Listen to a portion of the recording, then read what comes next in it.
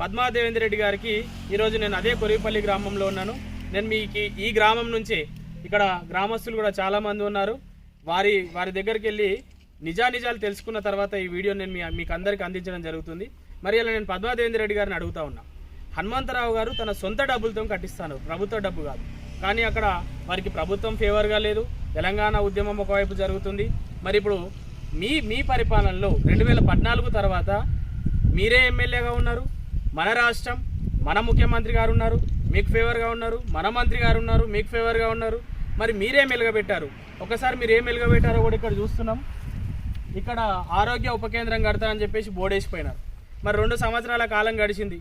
అక్కడ పొక్కలు తీసేసి పిల్లర్ పొక్కలు ఇంతవరకు మీరు ఇక్కడ పత్తా లేనటువంటి పరిస్థితి ఎలా కనిపిస్తుంది. గ్రామస్తులను అడిగితే కూడా చాలా స్పష్టంగా చెప్తా ఉన్నారు. 2014 సంవత్సరంలో ఇక్కడ డబుల్ బెడ్రూమ్ ఇల్లు అని చెప్పేసి మొదలుపెట్టారు. ఆ డబుల్ బెడ్రూమ్ ఇళ్ళ దగ్గర కూడా వెళ్ళి నేను వీడియోలు అందిస్తాను. దయచేసి మెదక్ ప్రజానికం వీళ్ళు చేసేటువంటి కన్ఫ్యూజన్లో మీరు ఇది కావద్దని చెప్పేసి భయభ్రాంతులకు గురయ్యి కన్ఫ్యూజన్కి గురయ్యి వాళ్ళు అనేక రకాలైనటువంటి దుష్ప్రచారాలు, అసత్య ప్రచారాలు చేస్తూ కాంగ్రెస్ అభ్యర్థిని డీవియేట్ చేసే ప్రయత్నం, కాంగ్రెస్ క్యాడర్ని డీవియేట్ చేసే ప్రయత్నం చేస్తూ ఉన్నారు.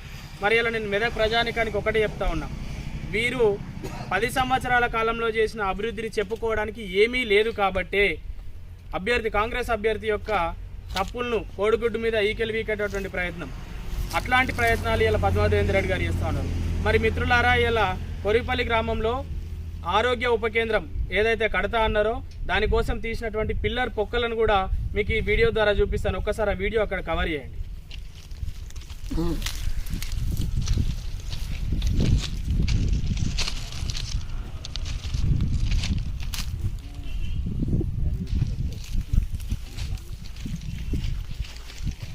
మరి ఇవన్నీ కూడా ఈ పిల్లర్ పొక్కలు తీసేసి ఇక్కడ నుంచి వెళ్ళిపోయినటువంటి పరిస్థితి. మరి ఈ ఆరోగ్య ఉప కేంద్రం ఎందుకు కట్టలేరో ఇలా మీరు కొరివిపల్లి ప్రజలకు సమాధానం చెప్పాల్సినటువంటి అవసరం ఉంది. మరి సొంత నిధులతోని చేస్తా అని చెప్పి చేయలేకపోయిన హనుమంతరావు గారి మీదనే మీరు ఇట్లాంటి దుష్ప్రచారాలు చేస్తే మరి మీరు ప్రభుత్వ డబ్బుతోని శిలాఫలకం వేసిపోయి మరి మీరెందుకు కట్టలేకపోయారని మేము ఇలా అడుగుతున్నాం. ఇదే కాదు, మరి అక్కడ కనిపిస్తూ ఉన్నాయి డబుల్ బెడ్రూమ్లు కూడా, దాన్ని కూడా నేను వీడియోలో మీకు చూపిస్తాను. డబుల్ బెడ్రూమ్ ఇళ్లకు కూడా పోయి చూపిస్తాం.